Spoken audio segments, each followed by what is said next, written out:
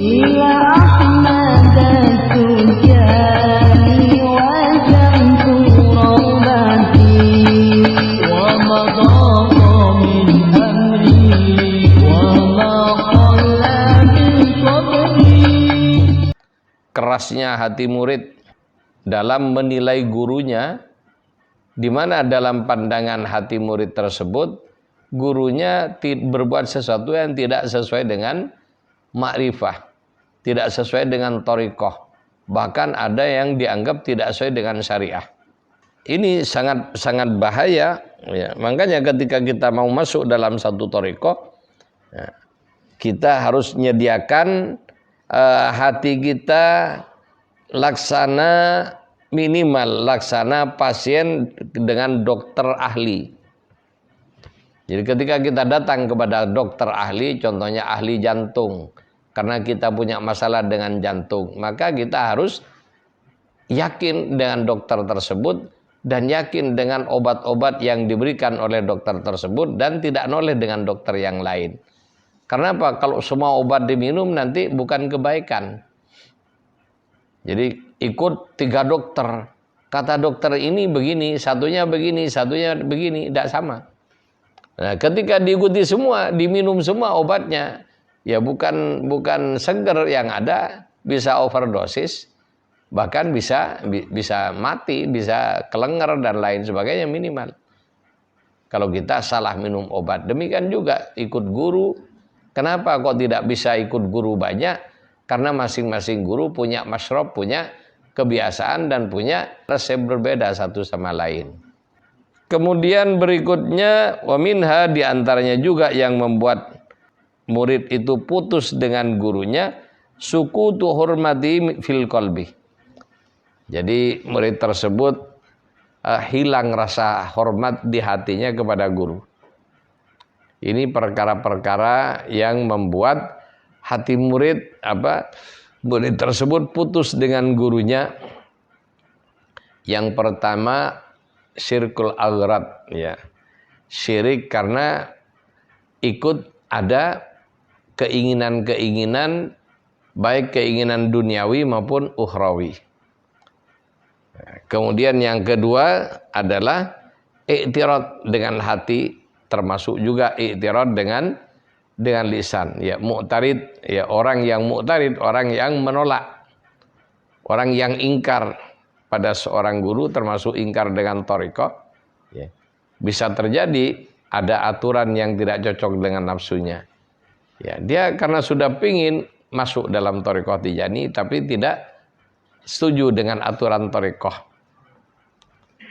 Kemudian yang berikutnya adalah hatinya begitu keras dalam memandang guru, termasuk ketika pada guru tersebut terlihat kekurangan yang sifatnya manusiawi. Ya, contohnya, loh kok kayak gini? Ya, padahal kan orang thariqah, padahal orang wali, kan begini. Kok beliau ini seperti ini? Tidak sesuai dengan aturan-aturan yang ada dalam kitab, dalam pandangan murid tersebut. Sehingga karena dianggap tidak sesuai dengan kitab tasawuf, maka beranggapan gurunya tidak punya ma'rifah. Menganggap gurunya ya sama saja dengan yang lain. Padahal dalam kondisi tersebut, ya hati murid sedang diuji oleh Allah, diperlihatkan sifat basyariahnya, sifat manusiawinya seorang guru. Di mana para guru thariqah termasuk Syekh adalah manusia biasa yang tidak maksum laksana Rasulullah. Akan tetapi untuk para wali kutub, Allah memberikan penjagaan juga namanya mahfuz. Ya.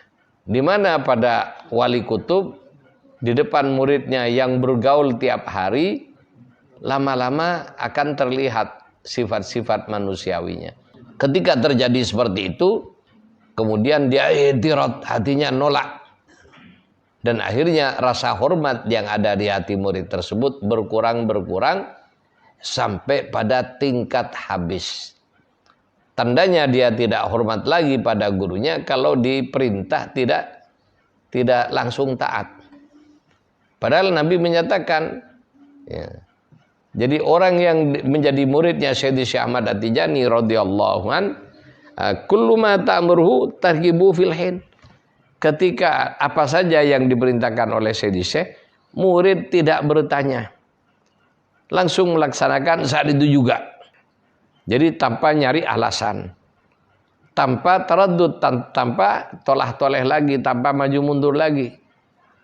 Itulah murid yang benar dalam berthariqah. Jadi keyakinan bahwa gurunya adalah walinya Allah. Kemudian para pemirsa dan para ikhwan rahimakumullah, ya, kita lihat bahasan-bahasan tentang yang pertama adalah gharad. Ya, dalam hal ini di kitab Jawahirul Ma'ani disebutkan, jangankan gharad duniawi, gharad ukhrawi pun tidak dibenarkan. Jadi punya cita-cita ukhrawi, ya, kemudian ikut Syekh karena cita-cita tersebut, ini tidak tepat. Jadi bagaimana kita mengikuti wali, apalagi sebagaimana Syekh wali kutub yang merupakan kutbul aktob, pemimpin para wali kutub, yang martabatnya tidak ada lagi martabat kewalian di atasnya. Jadi wali tertinggi, tidak ada martabat kewalian yang melebihi Syekh kecuali martabat kenabian. Di sini diperlukan akhlak tingkat tinggi karena apa? Martabatnya Syekh barzahul barzah. Ya, jadi martabat Syekh di hadapan Allah adalah barzahul barzah. Kalau Kanjeng Nabi barzahul akbar bainal khaliq wal makhluk dalam hakikat al-Ahmadiyah. Adapun Syekh radhiyallahu an dalam hakikat Muhammadiyah, Syekh radhiyallahu an adalah barzahul barzah. Barzahnya barzah, artinya Syekh menjadi barzah sekat antara martabat kenabian dan martabat kewalian tingkat tinggi. Martabatnya para wali kutub berada di antara martabat para nabi dengan martabat para wali kutub. Di tengahnya inilah Syekh dan martabatnya. Sehingga mengikuti beliau ada kaifiat-kaifiat yang ya bisa lebih tinggi daripada kaifiat para wali lain. Kenapa? Martabatnya berbeda. Ya sama dengan standar protokol. Ya. Standar protokol untuk seorang bupati dikawal demikian pengawalannya. Untuk seorang gubernur demikian pengawalannya. Untuk seorang menteri demikian pengawalannya. Tapi untuk presiden dan wakil presiden berbeda lagi. Sehingga mau kemana aja harus diikuti oleh forerunner. Di depan ada yang naik motor gede, paling akhir pun juga motor gede. Ya, setelah motor gede ada ya mobil pengawal, beberapa mobil. Kemudian baru setelah itu mobilnya presiden atau wakil presiden, di belakangnya juga ada mobil yang lain menjadi pengikutnya, dan terakhir adalah forerunner ya motor gede itu. Ini standarnya, jumlahnya termasuk kecepatannya, ini semua berbeda dengan ya kita ngawal Pak RT, ngawal Pak RW, ngawal Pak Lurah, berbeda. Kenapa? Itulah ada aturan-aturan ya yang harus kita tahu. Demikian juga orang ikut thariqah ya, bukan hanya membaca wirid, tapi ada melakukan, memperhatikan protokoler berkumpul dengan wali. Wabil khusus dengan Qutbul Maktum. Di antara protokoler hati, jangan sampai kita bersama beliau dan nanti dikeluarkan dari barisan beliau adalah adanya gharad dunia termasuk gharad akhirat. Bagaimana gharad dunia? Ya ada orang berpikir kalau ikut wali itu nanti mempunyai martabat tinggi, kemudian karena sudah punya martabat tinggi nanti diundang orang ke sana kemari, yang otomatis setiap undangan ada amplopnya dan lain sebagainya. Ketika ini tujuannya tidak masuk. Ini salah satu contohnya. Dan tadi malam sudah saya urai dengan panjang lebar tentang hal tersebut. Termasuk juga ya gharat akhirat. Ya biar masuk surga, biar begini, biar begini. Jadi semua amalnya dihitung. Ini pahalanya demikian, ini pahalanya demikian. Tidak mau membaca amalan kecuali mempunyai pahala tingkat tinggi.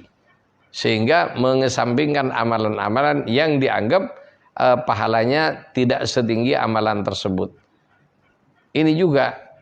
Tapi kita juga harus tahu mana amalan yang pahalanya besar dan pahalanya kecil.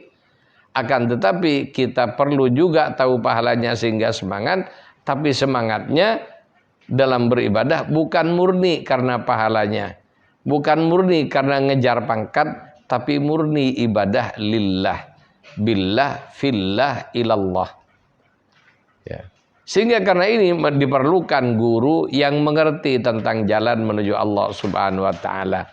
Sehingga klasifikasi guru itu dalam berthariqah, yang pertama guru taklim, ya seperti kita sekarang taklim ini. Satu saya dalam hal ini guru taklim, mengajarkan. Ada yang lebih penting dan lebih urgen daripada guru taklim, guru tarbiyah, murabbi. Dalam thariqah Tijani, murabbi kita tunggal, Sayyidi Syekh radhiyallahu anhu.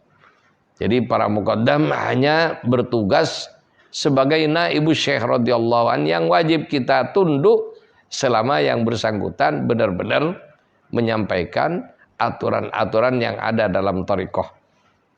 Ya, tidak melebihkan, tidak mengurangi, dan murni menjadi petugas Sayyidi Syekh radhiyallahu anhu dalam berkhidmat.